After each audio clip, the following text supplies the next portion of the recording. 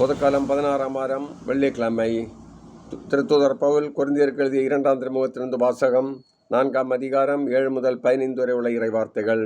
சகோதர சகோதரிகளே, கடவுளின் மாட்சியாகிய செல்வத்தை மண் பாண்டங்கள் போன்ற நாங்கள் கொண்டிருக்கிறோம். இந்த ஈடு இணையற்ற வல்லமை எங்களிடமிருந்து வரவில்லை, அது கடவுளுக்கே உரியது என இதிலிருந்து விளங்குகிறது. நாங்கள் எல்லா சூழ்நிலைகளிலும் இன்னலுற்றாலும் மனம் உடைந்து போவதில்லை, குழப்பமுற்றாலும் நம்பிக்கை இழப்பதில்லை, துன்புறுத்தப்பட்டாலும் கைவிடப்படுவதில்லை, வீழ்த்தப்பட்டாலும் அழிந்து போவதில்லை. இயேசுவின் வாழ்வே எங்கள் உடலில் வெளிப்படுமாறு நாங்கள் எங்கு சென்றாலும் அவருடைய சாவுக்குரிய துன்பங்களை எங்கள் உடலில் சுமந்து செல்கிறோம். இயேசுவின் வாழ்வு சாவுக்குரிய எங்கள் உடலில் வெளிப்படுமாறு உயிரோடு இருக்கும்போதே நாங்கள் அவரை முன்னிட்டு எந்நேரமும் சாவின் வாயிலில் நின்று கொண்டிருக்கிறோம். சாவின் ஆற்றல் எங்களிலும் வாழ்வின் ஆற்றல் உங்களிலும் வெளிப்படுகிறது.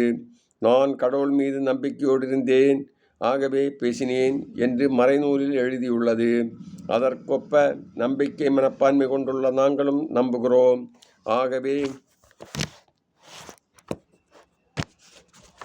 ஆண்டவர் இயேசுவை உயிர்த்தெழச் செய்த கடவுள் எங்களையும் உயிரோடு உயிர்த்தெழச் செய்து அவர் திருமுன் நிறுத்துவார், உங்களையும் அவ்வாறே நிறுத்துவார் என்பது எங்களுக்கு தெரியும். இவை அனைத்தும் உங்கள் நன்மைக்கே நிகழ்கின்றன. இறையருள் பெறுவோரின் தொகை பெருக பெருக அவர்கள் கடவுளுக்கு செலுத்தும் நன்றியும் பெருகும். இதனால் கடவுளை போற்றி புகழ் பாடுவர். இது ஆண்டவர் வழங்கும் அருள்வாக்கு. இறைவா, உமக்கு நன்றி.